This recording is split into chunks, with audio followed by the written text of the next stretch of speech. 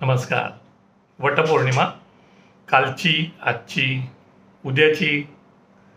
खरं तर अनेक प्रकारे म्हणजे बघा, नाट्यमय सुरुवात, मग ट्विस्ट, टीका, उपहास असं काय काय सुचत होतं या विषयानुसार. पण मग वाटलं जे जसं वाटतंय तसं असं लिहूया, पोचेल सगळ्यांपर्यंत. तर आज वटपौर्णिमा. सावित्रीने सत्यवानाचे प्राण परत आणले तो दिवस. हाच पती जन्मोजन्मी 7 जन्म मिळावा, त्याचे जीवन आणि त्यामुळे आपले जीवनही सुखी समृद्ध व्हावे म्हणून विवाहित स्त्रिया व्रतपालन करतात तो दिवस. इतर सणांप्रमाणे उपास वगैरे असतोच बहुधा. आणि वेगळं वैशिष्ट्य म्हणजे वडाच्या झाडाला प्रदक्षिणा, पूजा, सूत गुंडाळणं असं काय काय. आज सकाळपासून या निमित्त मेसेजेसचा पूर लोटलाय. दरवर्षीच लोटतो. खूपसे विनोदी.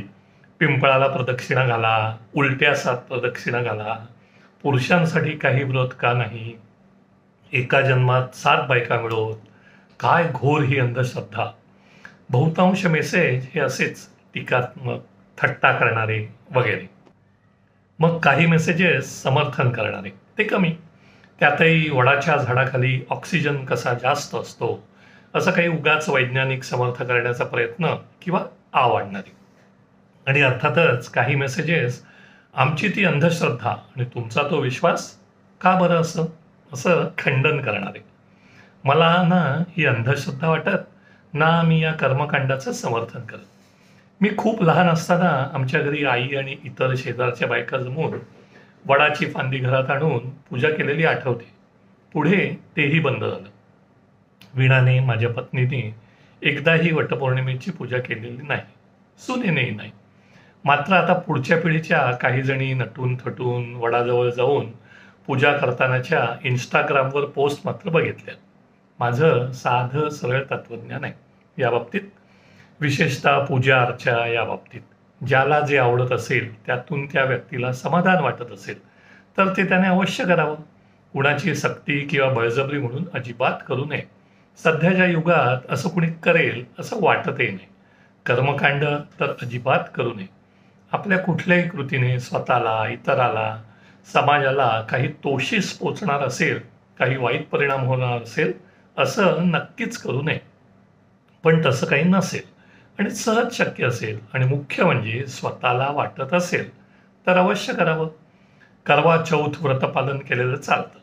हिंदी सिनेमा मालिकेतून त्याचं साग्र संगीत वर्णन चित्रण होतं. मदर्स डे ते फादर्स डे सगळे डे साजरे होतात. तर कुणाला आपणहून वटपौर्णिमा साजरी करावीशी वाटली तर खुशाल करू द्यावी.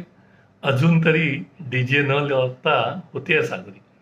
मिझो वटपौर्णिमा 2025. आजचा बोनस.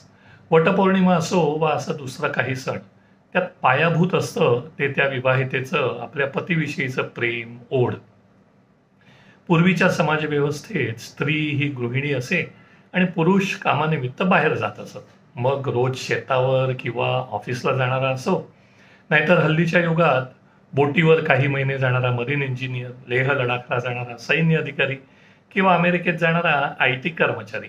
रोज संध्याकाळी किंवा अगदी काही महिने, वर्षांनी येणाऱ्या जोडीदाराची पत्नी अत्यंत आतुरतेने वाट पाहत असते.